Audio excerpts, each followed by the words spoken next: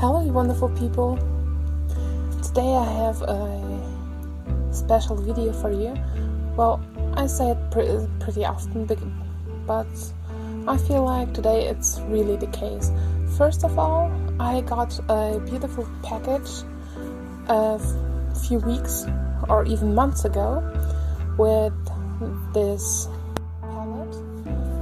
Here you can see the swatching sheet and this lovely palette that Nasreen sent me.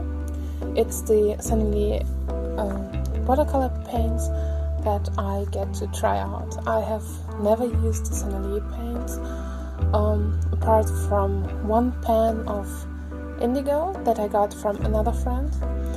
So this is very special for me. She also sent me a pan of the Fuchsite Genuine by Daniel Smith and the Rhodonite. Both beautiful colors, and in just a second you can watch me swatch all of them. She also sent me a little booklet that I wasn't allowed to show you.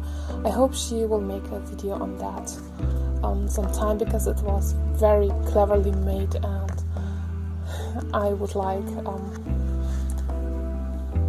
I would like to see how she did it. So here you can see me swatch the Fuchsite and the Rhodonite. Both beautiful colors. The Fuchsite is very, very shimmery, almost like a mica color, but it's made from natural stones. This is the Sennelier palette with very generous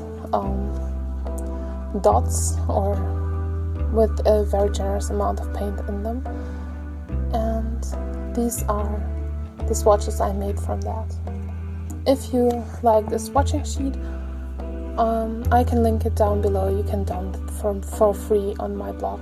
I have used it for many swatches over the last few weeks and months. So the colors of this palette are lemon yellow, the Sennelier yellow light, Naples yellow, Opera rose, the Sennelier red, French vermilion, Chinese orange, ultramarine deep, phthalo blue, phthalo green light, forest green, burnt sienna, Payne's grain, and warm sepia. And I added the pan of indigo that I got from Anja.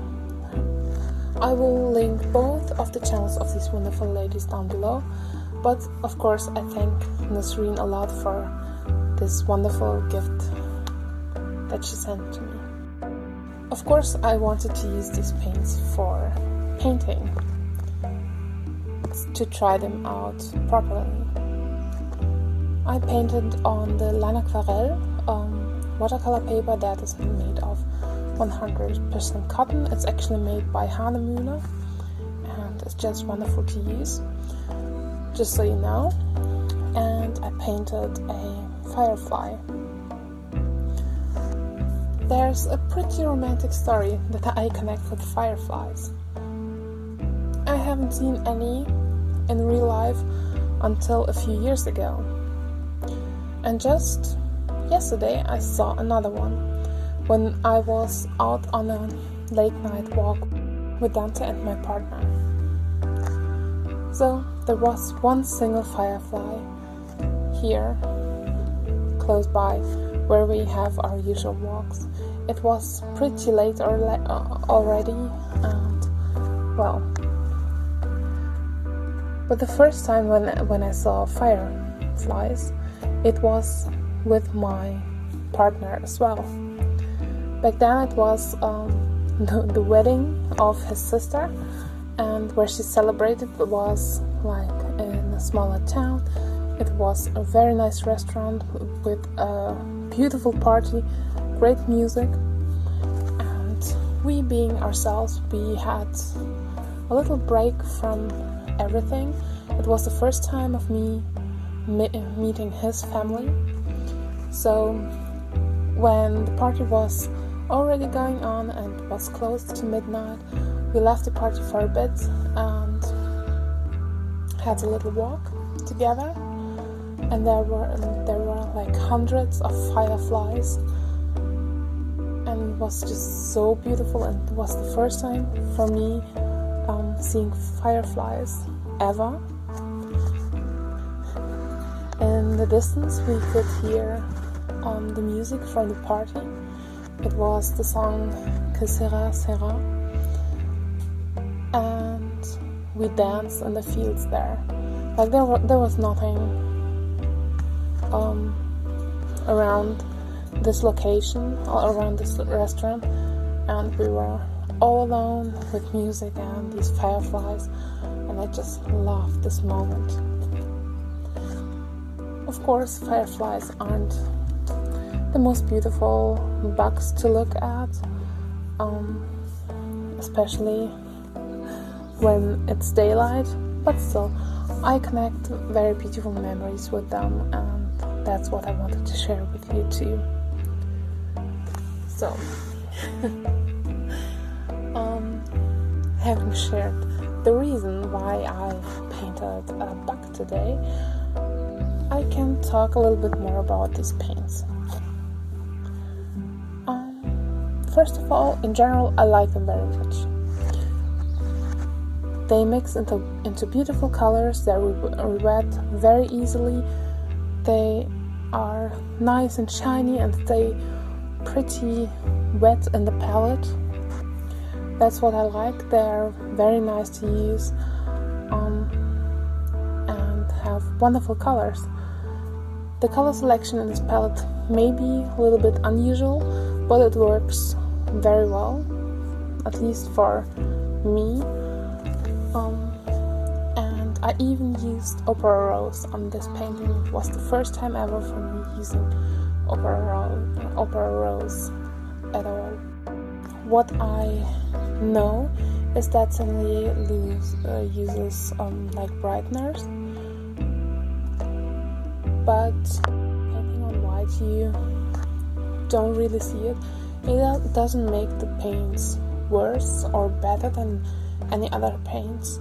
It's just a matter of preference. For me, using the Sennelier for the first time, it was a nice experience. I had nothing that I wasn't able to work around or where I had issues with this color. So I'm pretty happy with it.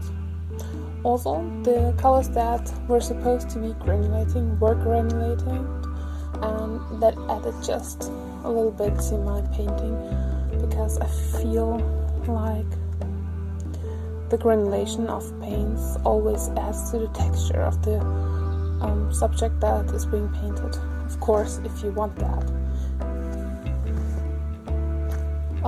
The colors had a nice transparency, were great to glaze with. I had a little bit of issues on the background because it's very hot today and I wasn't able to get a smooth wash, but it's purely because of the weather. We have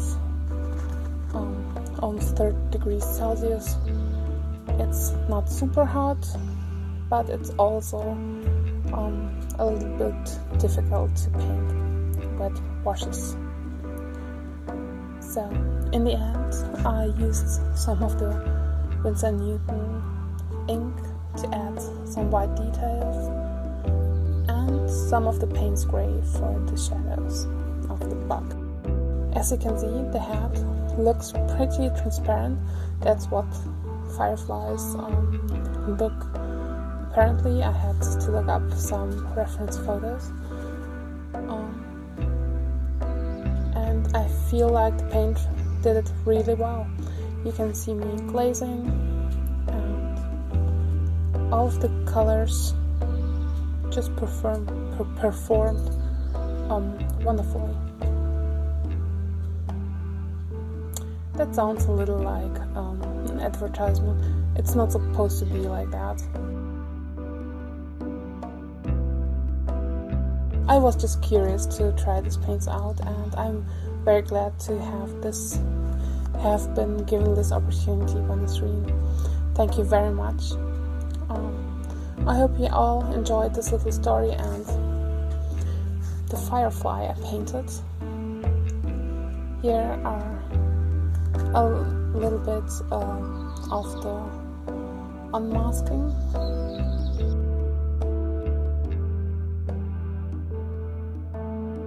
I was asked about this yellow tape recently, and it's purely out of convenience because I can get it anywhere here. It tapes down very well, doesn't get loose by itself, and when I remove it I don't tear the paper, and that's what I love about it. The color is very special indeed. I hope you all have a great day, and I hope to see you soon. Bye.